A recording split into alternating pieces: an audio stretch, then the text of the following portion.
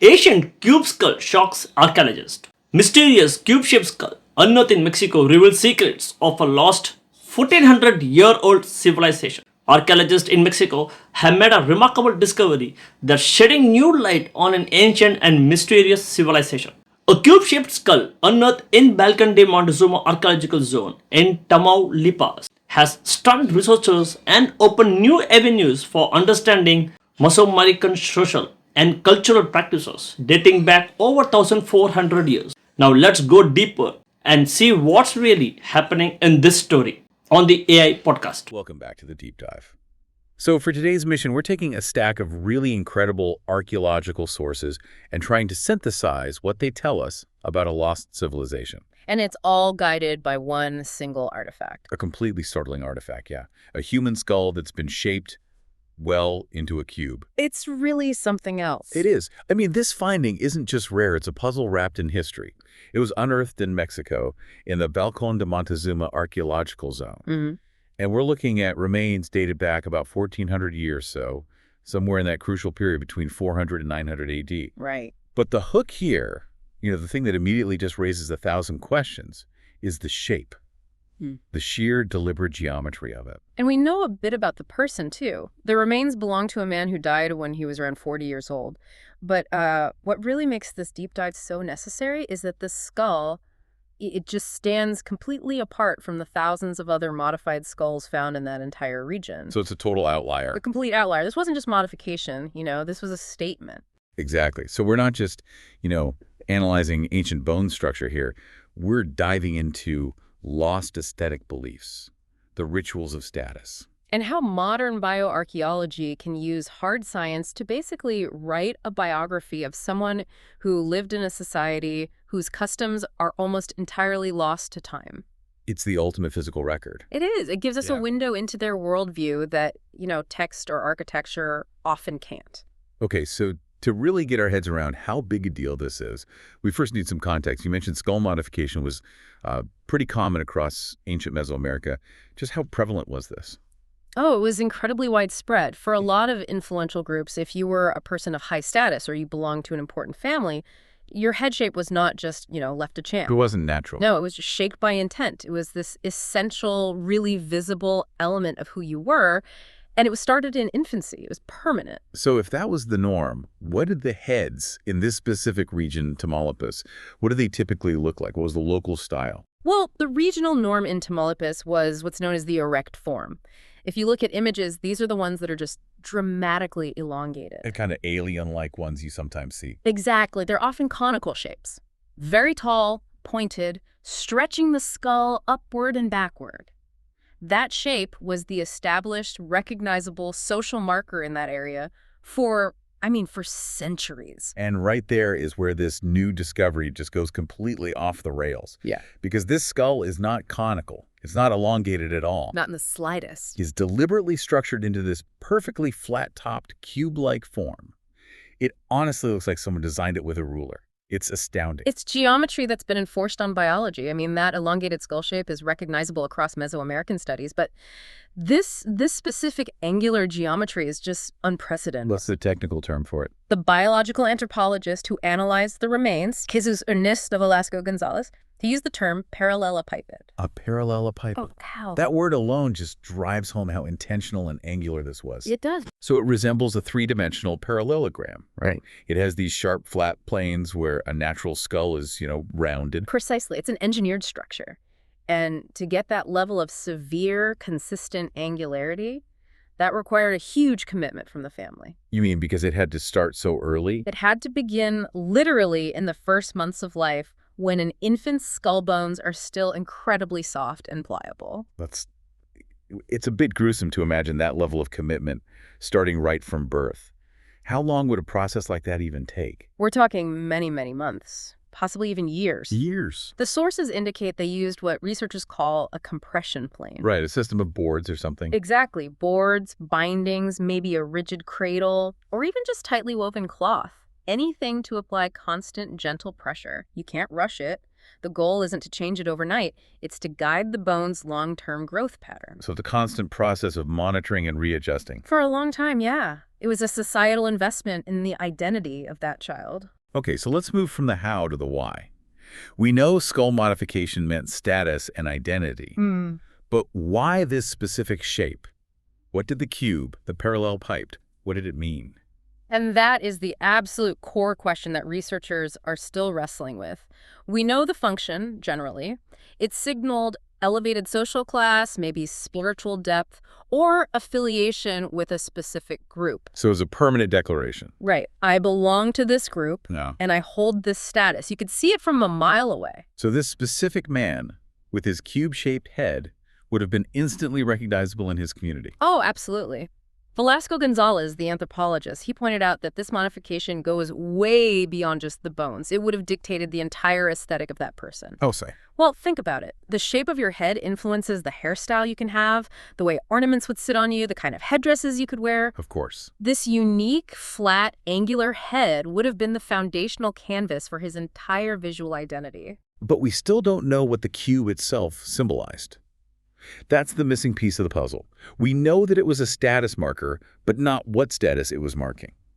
It raises a really fascinating cosmological question. I mean, why choose geometry over elongation? Yeah, why a cube and not a cone? For so many Mesoamerican groups, sacred geometry was everything. Their entire world was ordered around specific shapes. We see it in their architecture. In the pyramids and temples? Exactly. They're angular, they're designed to mimic sacred mountains or the structure of the cosmos. So are you suggesting this shape might have connected the person to something physical? It's a possibility. I mean, a cube or a parallel pipette is often associated with the material world or the cardinal directions. Was this shape meant to physically connect the individual to the earth? Or to the four directions? Or maybe to a building? Maybe. Was it a representation of a revered temple? We just don't know. But the conical shape, it tends to emphasize height, spiritual ascent. Yeah. A flat, angular shape, it sort of grounds the person in a very defined physical space. The choice is just so deliberate. A sharp angle over a smooth curve. Incredibly deliberate. And that angular choice, it does lead us to the most obvious theory when this skull was first found. Flat-topped skulls have been linked to the Maya, right? That was the immediate thought, yes. The Maya were this hugely powerful civilization, and they definitely used modification in rituals related to protection and something they called ensoulment. And the timeline fits. It fits perfectly. The Great Maya civilization had a massive collapse around 900 AD. That kind of instability led to huge populations migrating north toward places like Tamaulipas. So the first logical guess was, maybe this was a Mayan who moved north. Or at least someone heavily influenced by Mayan customs. It was a completely sound theory. So if that was the most natural explanation, how did the researchers, how did they test that? How could they possibly rule it out? This is where the deep dive into the bioarchaeology really shines. They brought in chemical analysis. Isotope research. Isotope research, exactly. When you look at the composition of human bones and critically your teeth, they act like a kind of chemical GPS. Okay, explain that. Well, as you grow, you absorb trace elements, isotopes of things like strontium and oxygen from the local water you drink and the food you eat. Right. Your teeth, which mineralize when you're very young, they permanently lock in the isotopic signature of where you grew up. Your bones, on the other hand, remodel over time, so they reflect your more recent history. So teeth tell us where you started and bones tell us where you ended up. You've got it. And the analysis was definitive. The chemical signatures locked into this man's remains perfectly matched the specific geological markers of the Tamaulipas region. He had the local chemical fingerprint. He did. This was not a Mayan individual who moved north. This was a local man born and raised in Tamaulipas whose local culture chose this completely unique geometric aesthetic for him. So what does all this mean then? It means this style. It has to represent a powerful, localized cultural identity. Something specific to the groups that were historically in Tamaulipas. Like the Olmec, the Chichimek, or the Huastec peoples. Yeah. We've found this unique aesthetic vocabulary, but its specific meaning is, for now, lost to us. It's proof that this community developed its own distinct internal system of status markers. That operated totally outside the regional norm of the conical shape. It's an independent cultural choice, a physical clue about a civilization whose stories are mostly obscured by the passing of 1,400 years. It's so easy for us to dismiss this practice, this intentional, irreversible cranial molding, as something completely ancient, maybe even barbaric, Sure. something totally disconnected from our modern world.